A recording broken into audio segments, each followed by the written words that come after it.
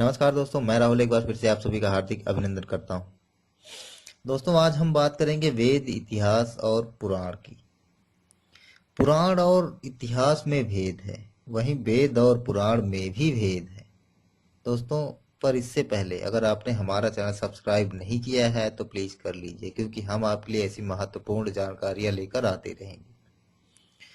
तो दोस्तों, जो लोग मतांध हैं या अंधविश्वासी हैं, वह पुराण को भ्रमपूर्ण या मिथ्या नहीं मानते, और जो अति तर्कशील हैं उनके लिए पुराण भ्रम और झूठ का एक पुलिंदा मात्र है। किंतु जो शोधार्थी हैं वह पुराणों में इतिहास और वेद की बातें निकालकर अलग कर लेते हैं। यदि आपको 5-10 हजार साल का ही लेखा जोखा लिखना है तो वह सिर्फ हिंदू राजाओं की बेवकूफियां तो कोई दिक्कत वाली बात नहीं। लेकिन यदि आपको लाखों सालों को कुछ ही पन्नों पर समेटना हो, और वह भी इस तरह की कोई भी महत्वपूर्ण घटनाक्रम छूट न जाए, तो निश्चित ही यह आपके लिए कठिन कार्य होगा। तो दोस्तों, पुराण का अर्थ होता है सबसे पुरातन या प्राचीन। दोस्तों, पुराण में हजारों नहीं लाखों साल की परंपरा, इतिहास, संस्कृति और वैदिक ज्ञान को समेटने का प्रयास किया गया है। जहां शैव पंथियों ने शिव को आधार बनाकर, वहीं वैष्णव पंथियों ने विष्णु को आधार बनाकर, शक्ति शाक्तों ने शक्ति को आधार बनाया, एकेश्वरवादियों ने निराकार ईश्वर को आधार बनाया, और कृष्ण भक्तों ने कृष्ण का आधार बनाकर सृष्टि, उत्पत्ति, मानव इतिहास, परंपरा, धर्म और दर्शन का विस्तार किया। इसीलिए यह सब कुछ भ्रमपूर्ण या कहें कि होच पोच लगता है। फिर भी वेद व्यास कहते हैं कि जहां ऐसा लगता है वहां वेद की बातों को ही प्रमाण मानना चाहिए। वेद और पुराणों के हजारों पन्ने तो काल कवलित हो गए हैं, और जितने पन्ने समय खा गया उससे कहीं अधिक तो श्रुति और स्मृति की बातें विस्मृत हो गई हैं। फिर भी जो बचा है उसे जब संग्रहित किया गया है तो निश्चित ही वह क्रमबद्ध नहीं रहा, सब कुछ इधर उधर ही था।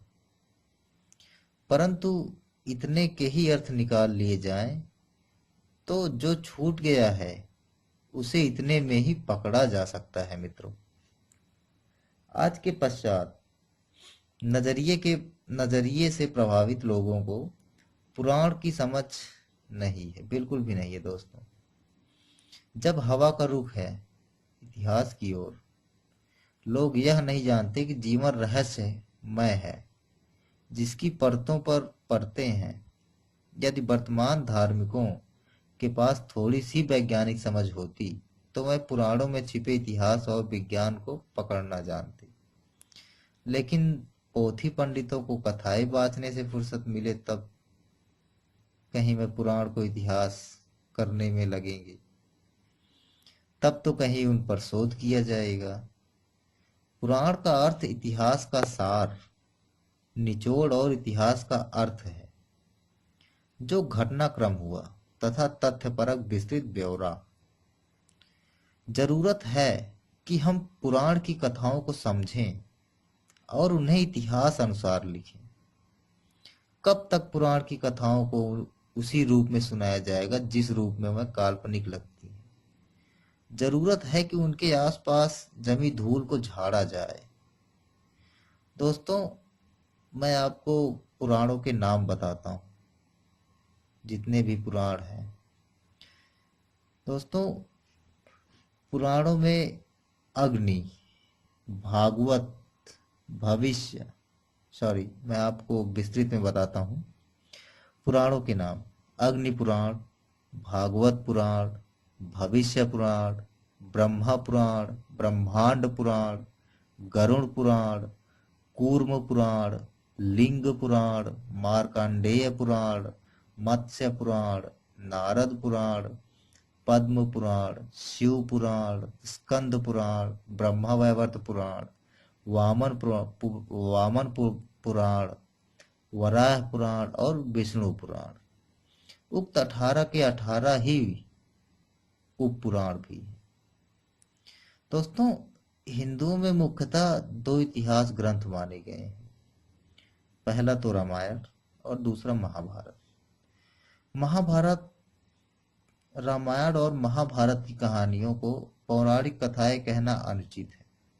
उक्त दोनों इतिहास ग्रंथ से पूर्व और समकाल के इतिहास और उक्त काल के विस्तृत घटनाक्रम तथा वेदों के ज्ञान को पुराणों में समेटकर घटना से जुड़े स्थानों आदि का महिमा मंडन किया गया है।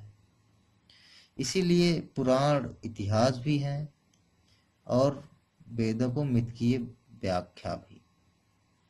दोस्तों, अगर आपको ये जानकारी अच्छी लगी है तो हमें कमेंट बॉक्स में ज़रूर बताएं, और अगर कोई सुझाव है तो उसके लिए मोस्ट वेलकम। इसी के साथ मैं राहुल आपसे, पर इससे पहले अगर आपने हमारा चैनल सब्सक्राइब नहीं किया है तो प्लीज़ कर लीजिए, क्योंकि हम आपके लिए ऐसी सूचनाएं लेकर आते रहेंगे। इसी के साथ मैं राहुल आपसे विदा लेता हूँ। नमस्कार।